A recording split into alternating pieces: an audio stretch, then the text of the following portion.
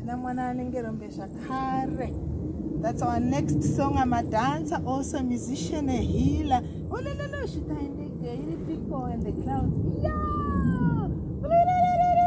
Clap along Shakara and Mvura Ichirera. Nayo Mvura, ma weeds, whatever. When I shrukuzeya, just like nature and everything, God is so beautiful. Marikwere all over the world. Handina Mwana anenge rombe. We're gonna dance. Ooh, in that beautiful, stunning group. Thank you all over the world. Mwah. Let's go. You may go to scale one. Just scale one.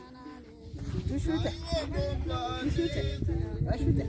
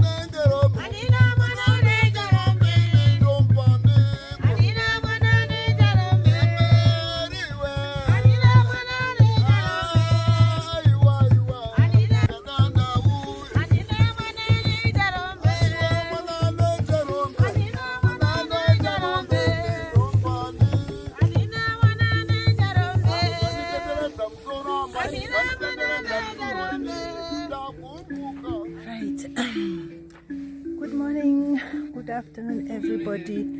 Nhasi uno tiri parufaro asi ndichada kuti tiende kumbononzwa umwe musambo wemusic. Tinoda kuti titaure nezvechirwere ichi chinonzi corona. Hakuna corona asi kune vanhu. Ndichanotora mucheka nezvitiko zvangu timboenda uko. Tega.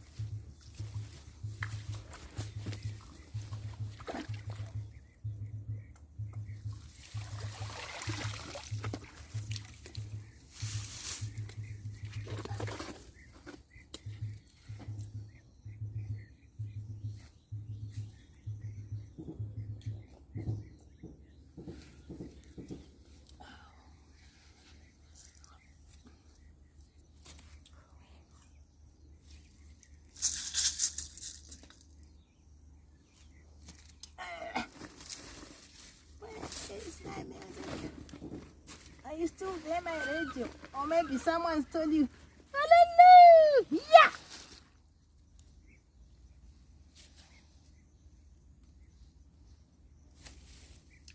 Yeah. So we're gonna play the next song. Let me just choose which one.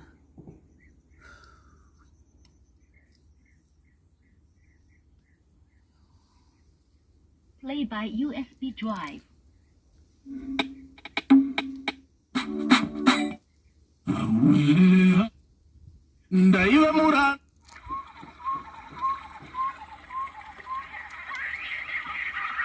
Mofu zvakare. So vaira mofu avanogona. Naiyo chembere yatibikira ukande. I'm sure everybody right now you're enjoying yourselves, so wondering at home to go to kufara kunakirwa. It's a Star Angel world. Vanoshikirwa makawanda. Most of the people in the houses, you are very spiritually motivated, but you don't know how to solve your spiritual issues. Just start by kneeling down and thanking your ancestors and go together, because you're a package that came from heaven, but via the womb of your mother. So your mother is the most special person in the world. munofana kupfugama muchitenda vadzimu kwamaine kwababa. You must kneel down and thank your ancestors from the mother side and father side every day facing the sunrise, and also the spirits of the land where you are, because each space had its own original inhabitants before us.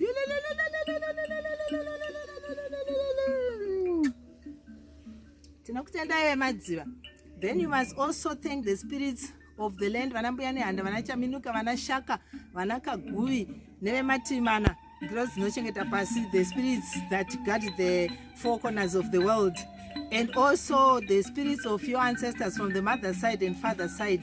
Ask them for guidance in life, ability to remove bad luck, and also open your avenues, and also start businesses for you and help you to reach your prayers to Jesus and God on your behalf.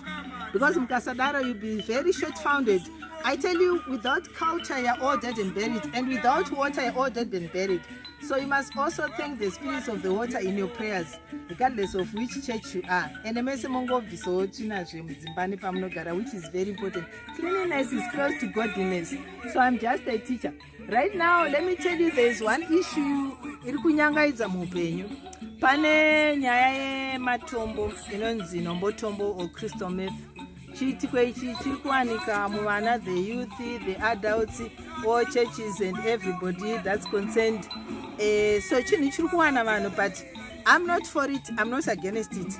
It's just a thing, chabatana, just like COVID. Help people to establish founded places which they will start homages that will heal people and also motivate them to become realistic people in the world. Anonzima counseling centers, whether with the government or individuals, support each other, because without this counseling, the people they end up mentally retarded, because hakisa a spirit above them. Also on the other note, it's good because it's a spirit enhancing agent, just like Mbanje. Mbanje is actually a healing herb, about 260 qualities, more than any other healing herb in the world, so you must bless it. And when Mbanje, and what have you, it's because the people are stressed. They're trying to find destiny. Do this, do that, let's just pray and find destiny correctly. So rehabilitate those that are found in the Christian myth, because fighting them is probably perhaps good or not good, but they cannot help it. Stress free food in the houses because they are hungry and they got no jobs, but my jobs are. Perhaps the fighting mode should be removed from everyone's plot. Kuti timbobatana vemachechi vemapati venyika kuti kungova one guide mutendo vari kutungamira nyika kuti timboona gwara kwezviri kuenda, because fighting is enough from heaven. Now timbofara titende vadzimu naMwari tifare. Muriko here mese? So kuti perhaps Christian myth vanenge vachida havo, vamwe vacho vanogona kuzopedzisira vakutosvikirwa. They are also prophesizing, vanotoprofesa votokudza zvitiko. Vamwe vacho vari kumanifesta in the snake world or mermaid spirits manjuzu. God bless them and God bless the people of the world, because whoever designed it, it's God. Whoever designed Korah, it's God. Whoever designed my injections, or even reza chaya munhu angatocheka munhu akafa ubanga ogani, but hey guys, God bless you. Mwakamwa beer, what, why are you drinking beer? Umwakapta manje, why are you smoking manje? Mwakarana mukadzi, why are you shooting mukadzi? And yet people fuck every night after going to church or wherever, and don't shiri momunyika. We must not hide these facts because they are there. Everybody comes from the beginning. Kufara, because some of these words you just think it's rude maybe to dance the way I was dancing. You also dance. You can dance out there. Tamba tirimuna Zimbabwe tikumbonakirwa saka ndati pamberi nekufarana nekudanana, and let's build my churches akawanda anotenda chivanhu naMwari pamwe chete.